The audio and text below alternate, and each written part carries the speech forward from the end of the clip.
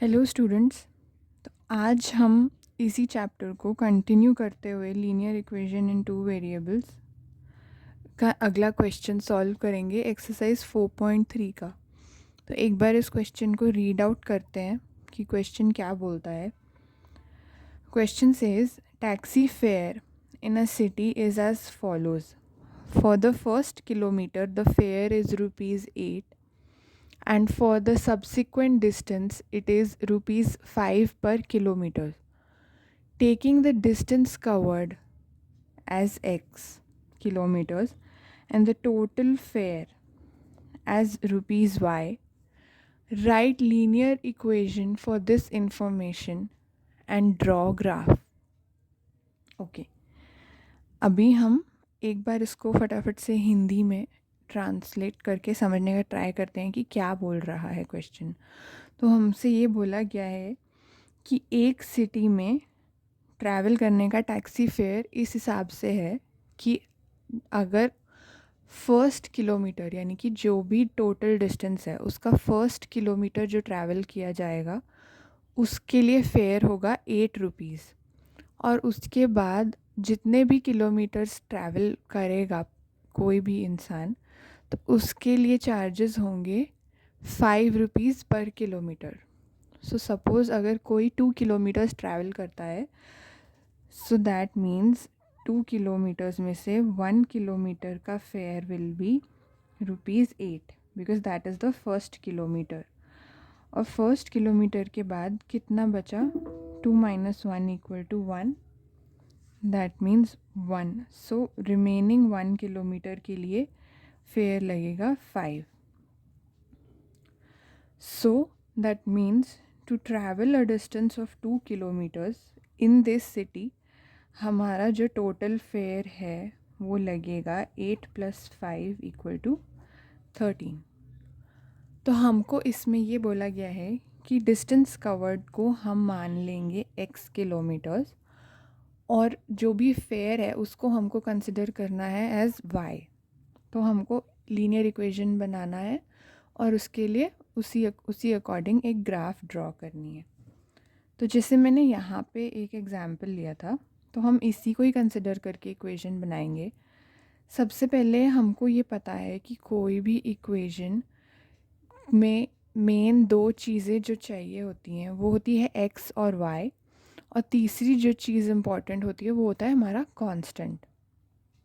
तो हम अगर हमको उस इक्वेशन को लिखना हो तो हम कैसे लिखेंगे? ax + by + c = 0। ये एक बेसिक फॉर्मेट है किसी भी लीनियर इक्वेशन को रिप्रेजेंट करने का। हर लीनियर इक्वेशन इसी फॉर्मेट में लिखी जा सकती है। तो अगर हम अपना एग्जाम्पल कंसिडर करें विच इज़ 2 किलोमीटर्स ट्रैवल करने के लिए टोटल फेयर कितना लगा। सो अगर हम उस वैल्यू को यहाँ पे सेट कर दें तो हमको अपना इक्वेशन मिल जाएगा। बेसिकली हमको चाहिए क्या? एक ऐसा इक्वेशन जो कि 2, 13 जो हमारा x और y का वैल्यू निकला था इस एग्जाम्पल को कंसिडर करके, इस इक्वेशन को, इस पॉइंट को वो इक्वेशन सेटिस्फाई कर सके। ठीक है, तो अगर हम देखें तो ये कैसे हो सकता है? अभी 2 में हमको क्या एडिशन या मल्टीप्लिकेशन या सब्ट्रैक्शन या डिवीजन कुछ भी करना होगा कि हमको 13 मिले। So let's try and figure it out. So suppose हमने बोला 2 × 5 + 3 = 13, है ना। 2 × 5 माने 10, 10 + 3 = 13।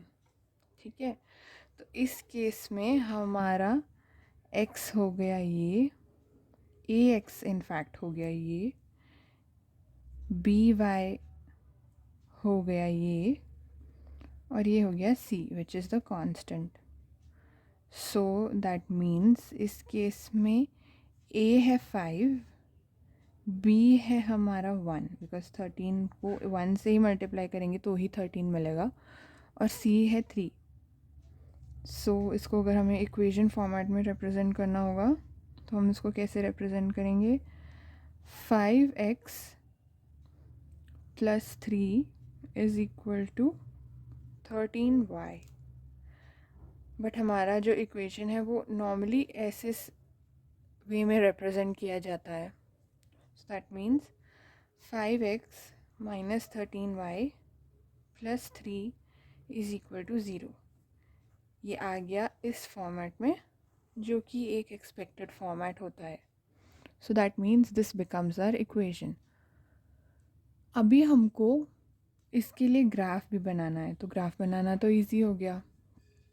एक कोऑर्डिनेट तो हमारे पास ऑलरेडी है, हम इसको भी कंसिडर कर सकते हैं, बट हम थोड़ा कुछ और वैल्यू को भी चाहें तो कंसिडर कर सकते हैं।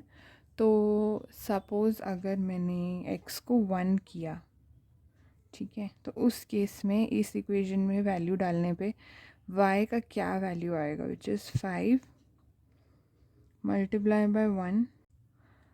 सो y का वैल्यू हो गया 8/13।